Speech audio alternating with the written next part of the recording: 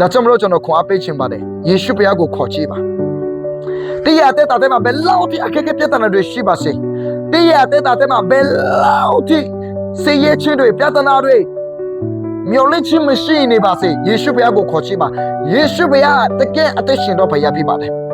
ဘယီတွေမကယ်နိုင်တော့အရာ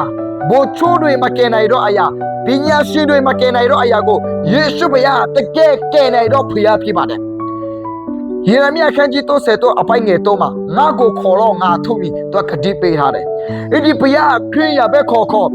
မွတ်စလင်ပဲခေါ်ဗုဒ္ဓဘာသာပဲခေါ်အဘယ်သူမဆိုယေရှုဘုရားကိုခေါ်ချလို့ရပါတယ်ယေရှုဘုရားဘာသာမရွေးဘူးယေရှုဘုရားလူမျိုးမရွေးဘူးသူကိုခေါ်တော့လူတိုင်းကိုကယ်တင်ပေးတော့အရှင်ဖြစ်ပါတယ်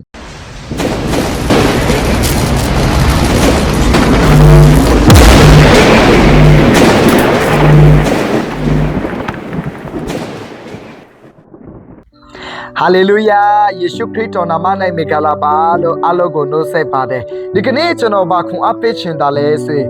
ယေရှုကိုခေါ်လို့ဆိုတဲ့အကြောင်းအရာနဲ့ခွန်အားပေးချင်ပါတယ်ယေရှုဘုရားဟာဘယ်လိုကတိပေးထားတာလဲဆိုရင်ငါကိုခေါ်လို့ငါထူမီငါတိကိုကယ်တင်မယ်ဆိုရသူကဂတိပေးထားပါတယ်ဒါကြောင့်မလို့ဒီကနေ့ကျွန်တော်ခွန်အားပေးချင်ပါတယ်ယေရှုဘုရားကိုခေါ်ကြည့်ပါယေရှုဘုရားဟာခရစ်ယာတော်ဘုရားမဟုတ်ဘူးယေရှုဘုရားလူသားရဲ့ဘုရားဖြစ်ပါတယ်ဒါကြောင့်မလို့အဘယ်သူမဆိုယေရှုဘုရားကိုခေါ်လို့ရပါတယ်ယေရှုဘုရားသူ့ကိုခေါ်တော့လူကိုကယ်တင်ပေးတော့အရှင်ဖြစ်ပါတယ်ယေရှုဘုရားခေါ်ဤထူတော့ဘုရားဖြစ်ပါတယ်ဆိုတဲ့အကြောင်းအရာနဲ့ခေါ်အပ်ပေးခြင်းပါတယ်90ခုမြောက်တော့ဆန်လန်အပိုင်းငယ်15မှာအဲ့လိုပြောထားပါတယ်အမှုရောက်တော့ကာလ၌ငါကိုပဌာနာပြုလို့ငါသည်ကဲလေမီတေဒီလဲငါကိုချီးမွမ်းလေမီဟုမေးတော်မူ၏အဲ့ဒီဆလံချက်အခန်းကြီး90အပိုင်းငယ်15မှာဘုရားသခင်ကကျွန်တော်တို့ကိုအမေလဲပေးထားပါတယ်ကတိလဲပေးထားပါတယ်ဘာအမေပေးထားတာလဲဆိုရင်အခက်အခဲပြဿနာတွေကြိုတွေ့ရတော့အခါမှာဆင်းရဲဒုက္ခတွေကြိုတွေ့ရတော့အခါမှာငါကိုခေါ်တော့သူအမေပေးထားတယ်ခေါ်တော့ဒီလိုငါကိုမယိုလဲရပါတယ်ဒါပေမဲ့ငါကိုခေါ်ကြည့်တော့ငါတကယ်အသက်ရှင်တော့ဘုရားဖြစ်ပါတယ်သူများပြောလို့ငါကိုမယိုပါနဲ့ဟိုဆရာတရားဟောလို့ဒီဆရာတရားဟောလို့ငါကိုမယိုပါနဲ့ဟိုလူတက်ခါလို့ဒီလူတက်ခါလို့ငါကိုမယိုပါနဲ့ငါကိုခေါ်ကြည့်လို့ဆိုတော့သူအမိတ်ပေးထားပါတယ်ဂတိလည်းပေးထားပါတယ်ငါကိုခေါ်တော့ငါကယ်မီငါကိုခေါ်တော့ငါကူညီမယ်ဘုရားသခင်ကဂတိလည်းပေးထားတယ်အမိတ်လည်းပေးထားတယ်ဒါကြောင့်မလို့ကျွန်တော်ဒီနေ့ခွန်အားပေးခြင်းပါတယ်ဘုရားသခင်ကိုခေါ်ကြည့်ပါယေရှုဘုရားကိုခေါ်ကြည့်ပါ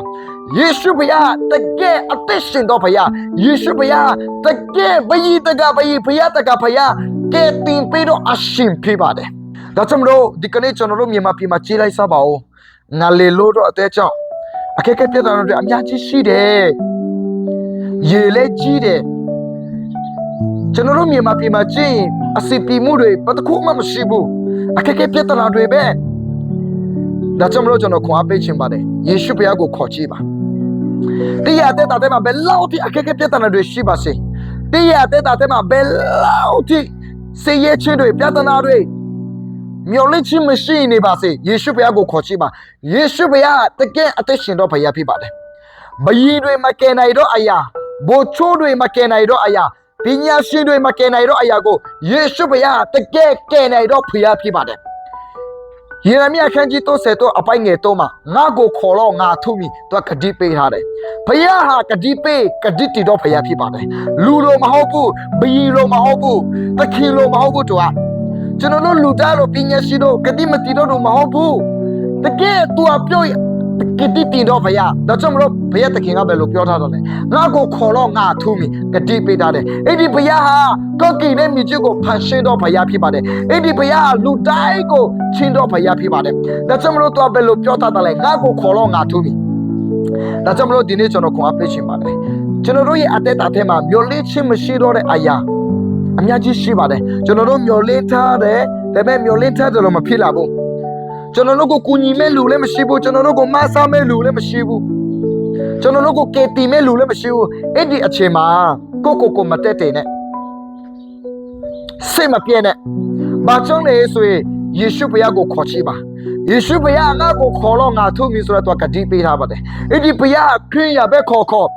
မွတ်စလင်ပဲခေါ်ဗုဒ္ဓဘာသာပဲခေါ်အဘယ်သူမဆိုယေရှုဘုရားကိုခေါ်ချလို့ရပါတယ်